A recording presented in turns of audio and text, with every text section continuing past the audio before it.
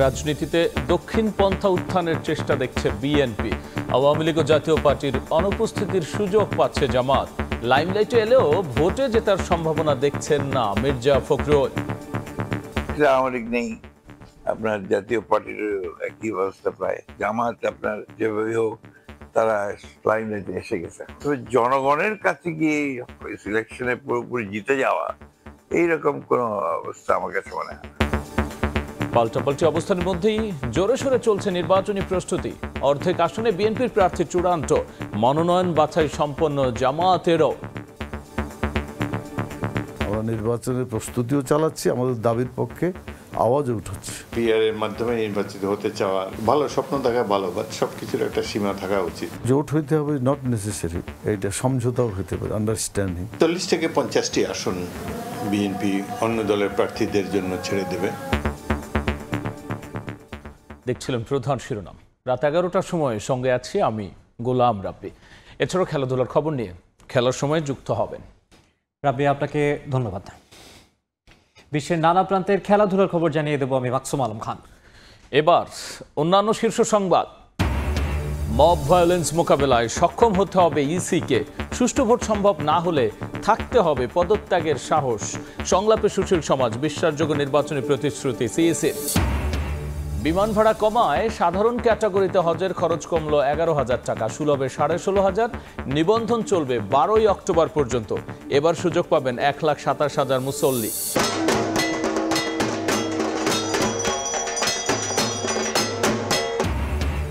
মহাষষ্ঠীতে কল্পারম্ভের মধ্য দিয়ে শারদীয় দুর্গোৎসব শুরু। মণ্ডপে মণ্ডপে ভক্ত দর্শনার্থীর ভিড়। আইন শৃঙ্খলা বাহিনীর 70,000 সদস্য মোতায়েন।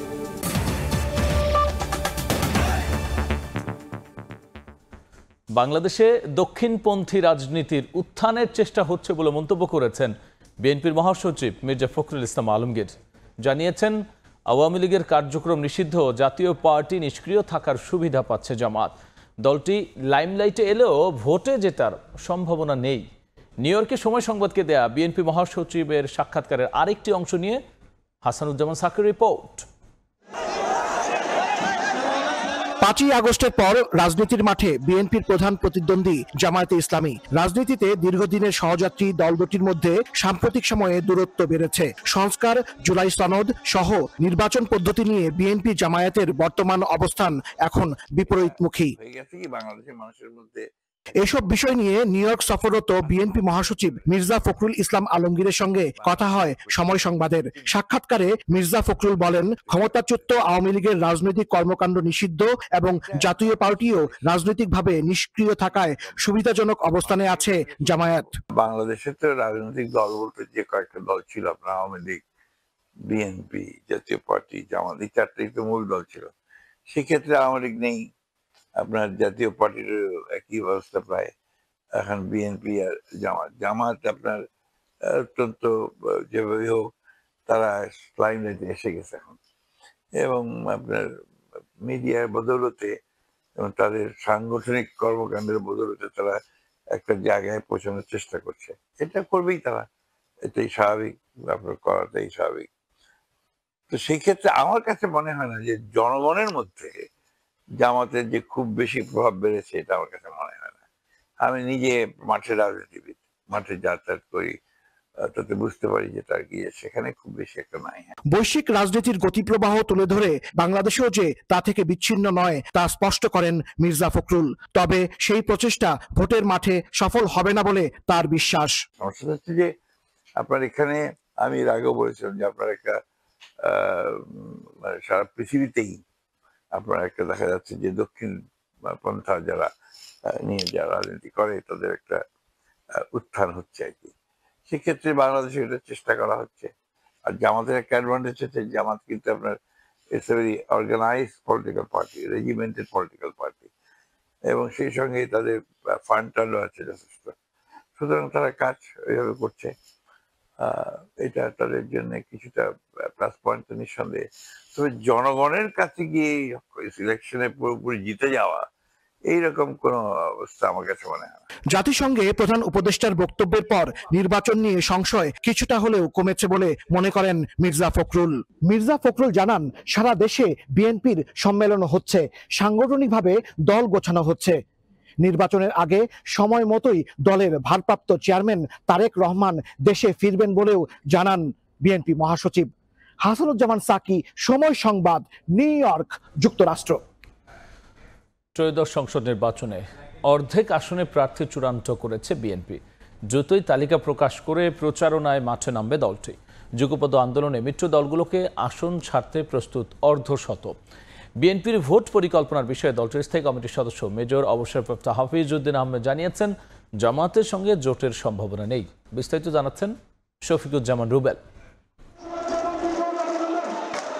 দেশে বইছে নির্বাচনী হাওয়া। প্রতিদ্বন্দ্বিতার জন্য নানা কৌশল ঠিক করতে ব্যস্ত দলগুলো। জোট বেঁধে শক্তি বাড়াতে প্রস্তুতির পাশাপাশি একক দল হিসেবেও পরীক্ষা দিতে চলেছেন কেউ কেউ। নির্বাচনের জন্য ঘোষিত সময়ের কয়েক মাস আগে থেকেই প্রার্থী তালিকা নিয়ে মাঠে নেমেছে দলগুলো। বিএনপির স্থায়ী কমিটির সদস্য জানান, ত্রয়োদশ জাতীয় নির্বাচনে ৭০% আসনে একক প্রার্থী দিতে চায় তার দল। এরই মধ্যে অর্ধেক আসনে নির্ধারণ করা হয়েছে প্রার্থী। বাছাইয়ের ক্ষেত্রে গুরুত্ব পেয়েছে ত্যাগ, অভিজ্ঞতা, জনপ্রিয়তা ও ক্লিন ইমেজ। দ্রুতই তালিকা প্রকাশ করে মাঠে নামবে বিএনপি। মোটামুটি ভাবে আমাদের নিজস্ব প্রার্থীদের তালিকা প্রস্তুত আছে, যারা এলাকায় জনপ্রিয়, সাধারণ মানুষের মনে তাদের সম্পর্কে ভালো ধারণা আছে। তো এই ধরনের সৎ, নিষ্ঠাবান, ত্যাগী নেতাদেরকে বিএনপি মনোনয়নের ক্ষেত্রে অগ্রাধিকার দিবে বলে আমরা ধারণা করছি। জনপ্রিয়তা বিবেচনায় যুগপৎ আন্দোলনে মিত্র দলগুলোর জন্য 40 থেকে 50টি আসন ছাড়তে প্রস্তুত বিএনপি। তবে ত্রয়োদশ নির্বাচনে জামাতের সঙ্গে জোট হওয়ার কোনো সম্ভাবনা নেই বলেও জানান বিএনপির স্থায়ী কমিটির সদস্য মেজর অবসরপ্রাপ্ত হাফিজ উদ্দিন আহমেদ। 40 থেকে 50টি আসন বিএনপি অন্য দলের প্রার্থীদের জন্য ছেড়ে দেবে। তো এর মধ্যে কারা কারা এই 40 বা 50 জনের মধ্যে থাকবেন সেটা এখনো স্থির হয় নাই। এই ব্যাপারে আলাপ আলোচনা চলছে। এবার জামাত ইসলামী মনে করছে তারা ইতিহাসে সবচেয়ে কাছাকাছি পৌঁছে গেছে ক্ষমতায়। জামায়াতকে এখনো শত্রু না ভাবলেও দলটির কিছু নেতার বক্তব্য বিব্রতকর উল্লেখ করে হাফিজ উদ্দিন বলেন, পিআরের দাবি বিএনপিকে ঠেকানোর কৌশল। পিআরের মাধ্যমে নির্বাচিত হতে চাওয়া, তারপর তাদের দু একজন নেতার কথায় কিছুটা বিব্রত হয়েছি। তাদের এক নেতা বলেছে তারা সরকার গঠন করবে, বিএনপি বিরোধী দলে থাকবে। ভালো স্বপ্ন দেখা ভালো, বাট সবকিছুর একটা সীমা থাকা উচিত। এদিকে এনসিপি ও গণ অধিকার একীভূত হওয়ার আলোচনাকে শুভ কামনা জানিয়ে বিএনপি নেতা জানান, নির্বাচনের মাঠে তারা বিএনপির ভাবনায় নেই। কোনো প্রকারে সংসদে যদি প্রবেশাধিকার লাভ করা যায় তাহলে তো সোনায় সোহাগা। যাই হোক, সকলের জন্য আমাদের শুভকামনা রইল। শফিকুজ্জামান রুবেল, সময় সংবাদ, ঢাকা। আন্দোলন করেছে। আন্দোলন ও নির্বাচনের প্রস্তুতি সমান তালে চালিয়ে যাচ্ছে জামায়াতে ইসলামী। জুলাই সনদের আইনি ভিত্তি, পিআর পদ্ধতিতে ভোট সহ 5 দাবিতে আন্দোলনের শরিক দলগুলোর সঙ্গে নির্বাচনী জোট গঠনের পরিকল্পনা করছে দলটি। পাশাপাশি 295টি আসনে প্রাথমিকভাবে প্রার্থী চূড়ান্ত করে ভোটের লড়াইয়ের প্রস্তুতিও চলছে জোরে সোরে। তবে সমঝোতা হলে মিত্রদের সঙ্গে আসন ভাগাভাগি নিয়ে কার্পণ্য না করার কথা বলছে জামাত। বিস্তারিত শফিক মুন্সির রিপোর্টে। জুলাই সনদের আইনি ভিত্তি প্রদান, সংসদের উভয় কক্ষে পিআর পদ্ধতিতে নির্বাচন সহ 5 দফা দাবিতে রাজপথে সরব বাংলাদেশ জামায়াতে ইসলামী। 18 সেপ্টেম্বর আরও 7টি দলের সঙ্গে ঐক্যবদ্ধ কর্মসূচির অংশ হিসেবে রাজধানীতে বিক্ষোভ ও সমাবেশ করেছে দলটি। এরপর ধারাবাহিকভাবে বিভাগীয় পর্যায় থেকে শুরু করে জেলা উপজেলা পর্যন্ত কর্মসূচি পালন করেছে তারা। আন্দোলনের মাঝেই আগামী জাতীয় নির্বাচনের জন্য 295টি আসনে প্রাথমিকভাবে প্রার্থী চূড়ান্ত করেছে জামায়াত। যে কোনো পরিস্থিতিতে প্রার্থী পরিবর্তন হতে পারে এমন শর্তে মাঠে কাজ করার জন্য একে একে মনোনয়ন প্রত্যাশীদের গ্রিন সিগন্যাল দিচ্ছে দলটি। কিভাবে সংগঠন পরিচালিত হয়। জামায়াতের সিনিয়র নায়েবে আমির মোহাম্মদ মুজিবুর রহমান সময় সংবাদের মুখোমুখি হয়ে জানান, তৃণমূল থেকে নেতাকর্মীদের মতামতের ভিত্তিতে এবং গণতান্ত্রিক প্রক্রিয়ায় মনোনীত করা হয়েছে সম্ভাব্য প্রার্থীদের। আমরা কতটা নির্বাচন করব বা সমঝোতা করব কি করব না, পরিবেশ পরিস্থিতি বলে দিবে। আমরা আমাদের চিন্তার দৃষ্টিকোণ থেকেই সব আসনকে আমরা দীর্ঘদিন ধরেই চাষাবাদের মধ্যে রেখেছি। আমরা নির্বাচনের প্রস্তুতিও চালাচ্ছি, আমাদের দাবির পক্ষে আওয়াজও উঠছে। তবে আগামী নির্বাচনে আসন সমঝোতার মাধ্যমে জোট গঠনে আগ্রহী জামায়াত। এক্ষেত্রে সর্বোচ্চ ছাড় দিতেও প্রস্তুত দলটি। জোট হইতে হবে নট নেসেসারি, এইটা সমঝোতাও হতে পারে, আন্ডারস্ট্যান্ডিং, মানে একটা জায়গায় একটা ইসলামী ক্যান্ডিডেট বা প্রার্থী থাকবে, সমঝোতায় আমরা যদি পৌঁছতে পারি তখন সেখানে আলাপ আলোচনা করে আমাদের এটা তাদেরকে ছাড় দেওয়ার ব্যাপারে সর্বোচ্চ ছাড় দিয়ে হলেও আমরা ইসলামী সমঝোতা নিয়েই নির্বাচন করতে চাই। নির্বাচন কমিশনের সীমানা জটিলতা ইস্যুতে 2টি আসনে প্রার্থী চূড়ান্ত করেনি জামায়াত। এছাড়া কৌশলগত কারণে 3টি আসনে এখনো নিশ্চিত করা হয়নি প্রার্থী। আমরা দেশটাকে নির্বাচনমুখী রাখতে চাই। শফিক মুন্সি, সময় সংবাদ, ঢাকা। মব ভায়োলেন্স মোকাবেলার সক্ষমতা অর্জন করতে হবে কমিশনকে। ভোট সুষ্ঠু করা সম্ভব না হলে থাকতে হবে পদত্যাগের সাহস। নির্বাচন কমিশনের সংলাপে এমন পরামর্শ দিয়েছেন সুশীল সমাজ। পিআর ইস্যু আর শাপলা প্রতীক নিয়ে ইসিকে সিদ্ধান্তে অনড় থাকারও পরামর্শ তাদের। সিইসি বলেছেন, বিশ্বাসযোগ্য নির্বাচন করতে প্রতিশ্রুতিবদ্ধ কমিশন দরকার। জাতীয় সংসদ নির্বাচন সামনে রেখে অংশীজনদের সঙ্গে সংলাপ শুরু করেছে নির্বাচন কমিশন। রোববার প্রথম দিনে সুশীল সমাজের 30 জন প্রতিনিধিকে আমন্ত্রণ জানালেও ইসির ডাকে সাড়া দেয়নি অর্ধেকেরও বেশি। সিইসির সভাপতিত্বে 13 জনকে নিয়ে শুরু হওয়া সংলাপে উঠে আসে নির্বাচন নিয়ে নানা চ্যালেঞ্জের কথা। আপনারা নির্বাচন করতে যেমন দৃঢ় প্রতিজ্ঞ থাকবেন, নির্বাচন না করতেও দৃঢ় প্রতিজ্ঞ থাকতে হবে। যদি মনে করেন সুষ্ঠু নির্বাচন সম্ভব নয়, আমি মনে করি নির্বাচন থেকে সরে আসা উচিত, আপনাদের পদত্যাগ করা উচিত বা অপারগতা প্রকাশ করা উচিত। পেশাগত জায়গাটাতে আপনাদের আমি বলবো যে একেবারে সোজা লাইন সিরাতুল মুস্তাকিম ধরে হাঁটতে হবে। সোশ্যাল মিডিয়া কি করে ফ্যাক্ট চেক করতে হয়, কোনটা ফলস ইনফরমেশন, কোনটা মিস ইনফরমেশন, সেগুলো কিন্তু খানিকটা সহায়তা দিতে পারে বলে আমার ধারণা। দলমতের ঊর্ধ্বে উঠে নির্বাচন কমিশনকে নিরপেক্ষ এবং সাহস দেখানোর আহ্বান জানান তারা। প্রশাসন এবং আইন শৃঙ্খলা সেটা কিন্তু ভঙ্গুর, ফ্রাজাইল নাই, সেটাকে কিভাবে রিস্টোর করে কাজ করবেন, বড় চ্যালেঞ্জ কিন্তু এটা। আমাদের যে জাতীয় প্রতীক শাপলা, একটি বিশেষ দলের চাওয়া, নানা ধরনের অপচেষ্টার সামনে এই নির্বাচন কমিশন দৃঢ় সংকল্প থেকেছে। পরে দুপুরে শিক্ষাবিদদের নিয়ে আবার সংলাপে বসে ইসি।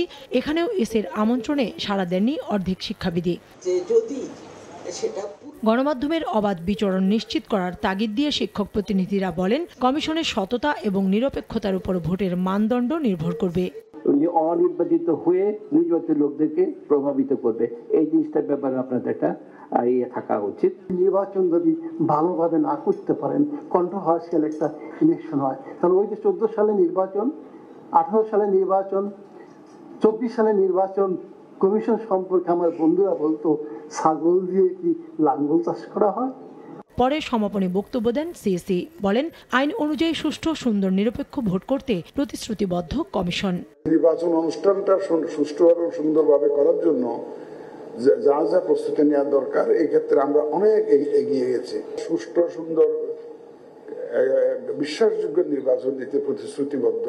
এদিকে পূজার ছুটি শেষ হলে অক্টোবরের নারী নেত্রী, জুলাই যোদ্ধা, গণমাধ্যম কর্মী ও রাজনৈতিক দলগুলোর সঙ্গেও সংলাপ করবে ইসি। কাউসারা চৌধুরী, কুমু, সময় সংবাদ, ঢাকা। আগামী বছরের জন্য 3টি হজ প্যাকেজ ঘোষণা করেছে সরকার। এর মধ্যে সুলভ এ 16,500 টাকা কমিয়ে 5,58,000 এবং সাধারণে 11,000 কমিয়ে 4,67,000 টাকা ঠিক করা হয়েছে। আর প্রথম চালু হওয়া বিশেষ প্যাকেজে খরচ পড়বে 6,90,000। চাঁদ দেখা সাপেক্ষে আগামী বছর পবিত্র হজ হতে পারে 26 মে। বাংলাদেশ থেকে হজে যাওয়ার সুযোগ পাবেন 1,27,000 জনের মতো।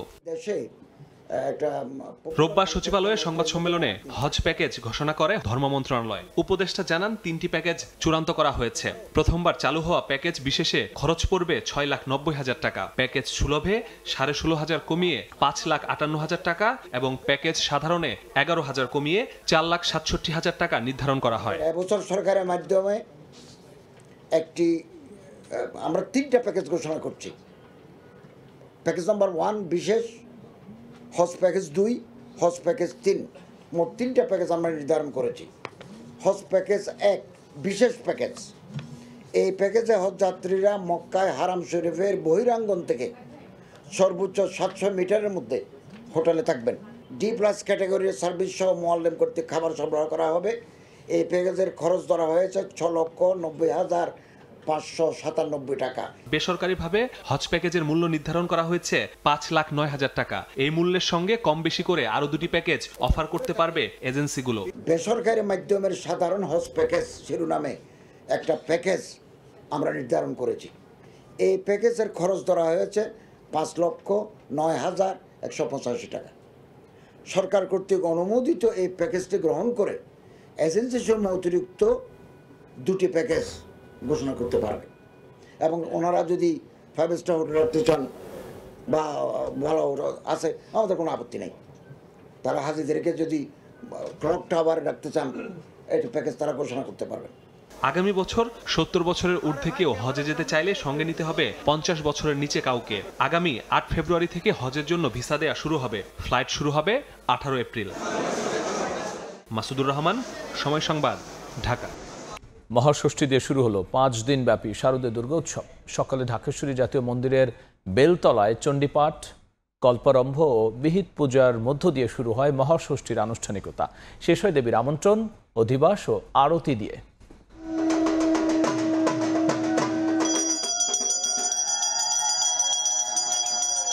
ঢাকে পড়েছে কাঠি, বেজে উঠেছে শঙ্খ, ঘণ্টার কাসরের ধ্বনির সঙ্গে উলুধ্বনিতে মুখরিত চারপাশ।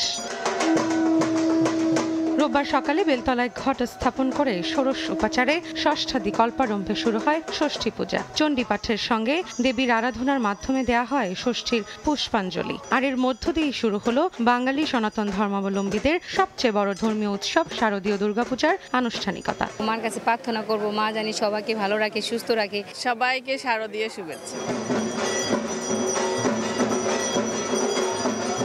তবে সন্ধ্যায় দশভূজার আমন্ত্রণ ও অধিবাস দিয়ে শুরু হয় মহাষষ্ঠীর মূল আনুষ্ঠানিকতা। ধূপ আগরবাতির গন্ধে মোহিত হয় মণ্ডপের আঙিনা। ঢাকের বাজনা, শঙ্খ ও উলুধ্বনির সঙ্গে আরতির মিশেলে এক উৎসবের আমেজ। সকলের মঙ্গল কামনা করি, যেন সবারই ভালো হয়। হিন্দুরাই যে এটা পালন করবে এমন না, আমরাও করতে এসেছি, আমরাও দেখতে এসেছি যে কেমন লাগছে। স্বরাষ্ট্র উপদেষ্টা জানান, দুর্গাপূজার নিরাপত্তা নিশ্চিতে সারা দেশে মোতায়েন করা হয়েছে আইনশৃঙ্খলা বাহিনীর 70,000 সদস্য। সারা দেশে পুলিশের সংখ্যা 70,000 মতো। পূজা মণ্ডলের সার্বিক নিরাপত্তা নিশ্চিতে কাজ করছে বিজিবির 430টি প্লাটুন।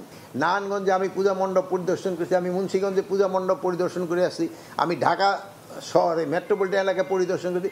কোথাও কারো ভিতরে কোনো ধরনের শঙ্কা নেই। পূজা নিয়ে কোনো নিরাপত্তার শঙ্কা নেই বলেও জানান স্বরাষ্ট্র উপদেষ্টা। কি রকমের তথ্য আছে ওইটা তো আপনার ওই মিডিয়ায় দেন। রৌনক নিয়ন্তা, সময় সংবাদ, ঢাকা। এবার জানাবো বায়ুমানের খবর।